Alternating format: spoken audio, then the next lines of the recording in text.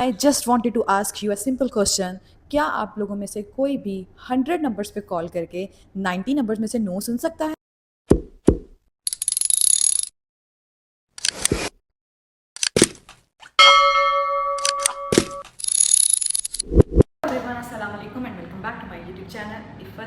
आज मैं आपसे एक बहुत ही रियल और मोस्ट इंपॉर्टेंट टॉपिक पे बात करने वाली हूँ, जो कि है कोल्ड कॉलिंग, जो कि रियल एस्टेट की एक मोस्ट इंपॉर्टेंट बैकबोन कंसीडर की जाती है। बिहाइंड द सीन कोई भी नहीं देखता, सिर्फ सक्सेस स्टोरीज देखना पसंद करते हैं, लेकिन बिहाइंड द सीन क्या पीछे उनके एक पूरा एक क्राइटेरिया होता है। Nobody everyone thinks that real estate is as simple as you people see in the videos pictures, but real estate के पीछे बहुत बड़ी गेम है, और उस गेम में सबसे बड़ी चीज़ है आपकी cold calling. A new agent joins a real estate company, उनको नहीं पता होता कि वो किस फील्ड में आ चुके हुए हैं। जब आप पिछला कुछ भी बैकग्राउंड देखे बगैर आप रियल इस्टेट ज्वाइन करते हो, आपको सिर्फ एक वो चमकती हुई चीज़ नज़र आ रही होती है, पैसा, के रियल इस्टेट एजेंट आज क्या था कल क्या हो चुका है। बट उस रियल इस्टेट एजेंट तक पहुंचने के लिए जो एफर्ट्स की जाती हैं वो कोई भी बयान नहीं करता। Nobody discuss about those efforts. तो आज हम इस वीडियो में हम इस बारे में बात करेंगे कि एक रियल इस्टेट एजेंट बनने के लिए कौन कौन सी चीज़ें इंपॉर्टेंट हैं, कौन सी चीज़ें बहुत इंपॉर्टेंट रोल प्ले करती हैं, और किस वजह से एक रियल इस्टेट एजेंट को एजेंट कहा जाता है। कभी भी कोई भी एक नया agent real estate industry join करता है, वो कोई भी ऑफिस ज्वाइन करता है, वेरी नेक्स्ट डे उसको एक लंबी सी लिस्ट दे दी जाती है that this is the data, you need to call on this data, और किसी भी एक एरिया का डाटा उनको प्रोवाइड कर दिया जाता है। चलो बस अब इस पर कॉलिंग स्टार्ट कर दो। अब उस नंबर पे कॉल करने से पहले एक एजेंट को बोलना आना चाहिए, उन्हें पता होगा तो वो कुछ बात करेंगे ना। उनको बताया जाता है, ट्रेनिंग दी जाती है, गाइड किया जाता है कि कैसे बात करनी है, किससे क्या बात करनी है। जब तक आप खुद उस चेयर पर नहीं आ जाते हो, आप उस चीज़ को एक्सप्लेन नहीं कर सकते हो। जब तक आप अपने आप को उस शूज़ में पुट नहीं कर लेते हो, तब तक आपको उस जूते में चलना नहीं आता। जी, फर्स्ट डे होता है किसी भी एजेंट का, नंबर दिए जाते हैं, they started calling, hello sir, not interested, cut. Hello sir, not interested, cut.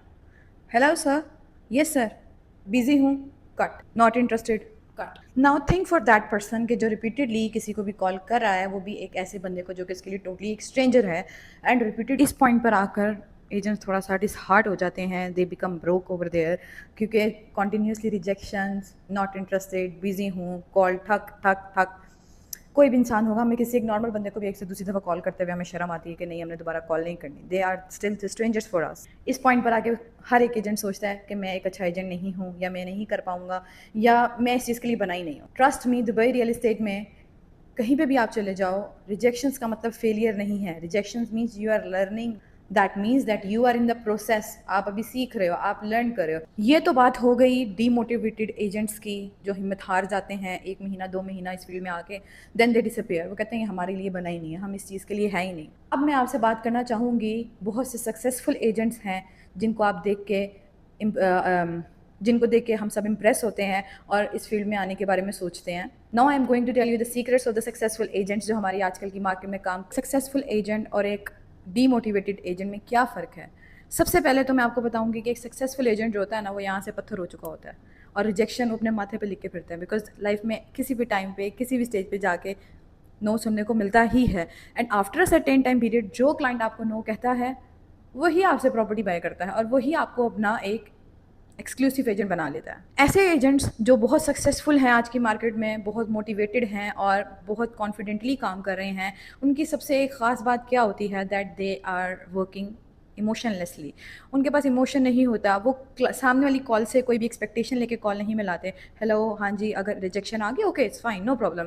हमें पता है कि हम कॉल करेंगे तो पहले हमें रिजेक्शन ही सुनने को मिलेगी, क्योंकि कोई भी अपरेंटली, हमें भी कोई कॉल करता है ना, क्रेडिट कार्ड के लिए, सेल्स के लिए, किसी भी चीज़ के लिए, तो हम अपरेंटली कॉल काट देते हैं। हम बिजी नहीं भी हैं, but still we show that we are busy.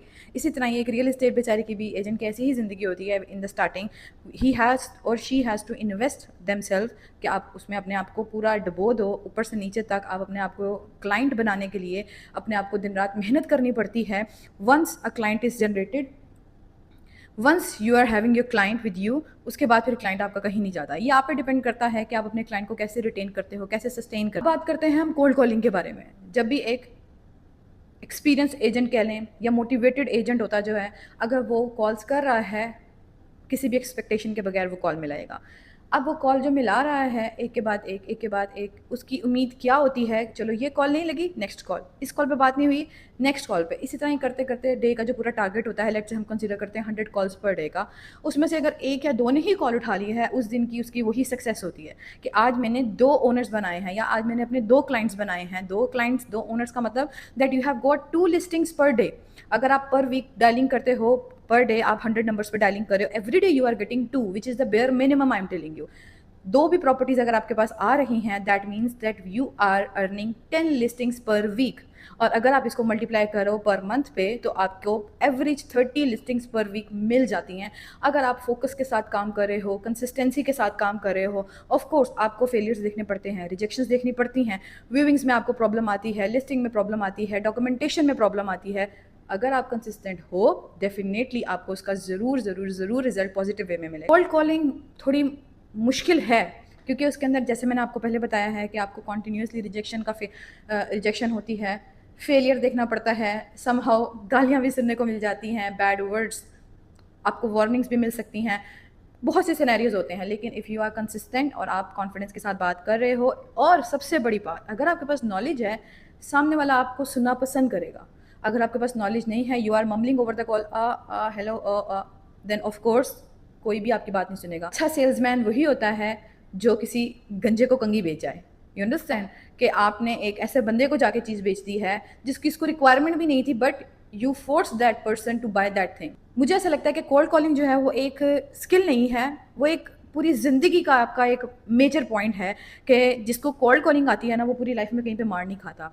इधर you are in the BPO culture. BPO culture किसको बोलते हैं? जितना भी आपका कॉल सेंटर की फील्ड है, कॉलिंग की, टेली कॉलिंग की, याद रखिएगा guys, every industry, every company, कोई भी बड़ी से बड़ी कंपनी ले लें आप, उसकी बैकबोन एक टेली सेल्स ही है, कोल्ड कॉलिंग ही है, क्योंकि ये वो डिपार्टमेंट है जो कि अपफ्रंटली आपको शो नहीं करवाया जाता, लेकिन किसी भी कंपनी को चलाने के लिए एक टेली सेल्स का डिपार्टमेंट, एक कॉल कॉलिंग का डिपार्टमेंट सबसे कंपलसरी चीज़ है। ये बैक एंड टीम होती है, ये आप फ्रंटली आपको दिखाई नहीं जाती है क्योंकि आप सिर्फ एक सक्सेस स्टोरी देख रहे होते हो, उसके बिहाइंड द सीन्स कोई भी नहीं देख रहा होता। तो जिस बंदे को कोल्ड कॉलिंग आ चुकी है ना, मुझे ऐसा लगता है कि वो लाइफ में कभी भी कहीं पे मार नहीं खा सकता। कंसिस्टेंटली 100 कॉल्स में से नो सुन के एक यस भी सुन लेते हो ना, वो आपकी success of the day consider की जाती है। और जो एजेंट्स इसको पॉजिटिव वे में कंसीडर करते हैं, वही एजेंट्स आज सक्सेसफुल एजेंट्स बन के बैठे हुए हैं। लोग इवेंचुअली आज एक अच्छी पोस्ट पे काम कर रहे हैं, अच्छी क्लोजिंग्स कर रहे हैं और अच्छा पैसा कमा रहे हैं। आपको रियल एस्टेट में एंटर होने के लिए सबसे मेजर बेसिक पॉइंट ही कोल्ड कॉलिंग है। ये एक बहुत बड़ा टेस्ट होता है जिसको अगर आप पास कर जाओ, दैट मीन्स के लिए आपके आगे बहुत रास्ते ओपन हो चुके हैं। अगर जो कोल्ड कॉलिंग पर ही आके डीमोटिवेट हो जाता है और स्टक हो जाता है, वो कभी भी एक सक्सेसफुल एजेंट नहीं बन पाता। आप मुझे खुद बताएं, फॉर अ मोमेंट आप खुद इस चीज़ को इमेजिन करें, जो बंदा ओवर द कॉल मुझसे बात नहीं कर पा रहा, क्या वो मुझसे फेस टू फेस बात कर पाएगा? इसी तरह ही अगर हम किसी अपने क्लाइंट को कंसीडर करें, दैट जिस बंदे को मैं देख नहीं पा रही हूँ, I am just talking over the phone, और वो ही मुझसे कॉल पे कॉन्फिडेंस के साथ बात नहीं कर रहा, रिजेक्शन पे आकर डीमोटिवेट हो गया है। और आपको सच्ची बात बताऊँ, कितने क्लाइंट्स ऐसे होते हैं जो आपको ओवर द कॉल जज करते हैं। First they speak with you, क्यों कॉल की है जी, ऐसे दे स्पीक लाइक दिस।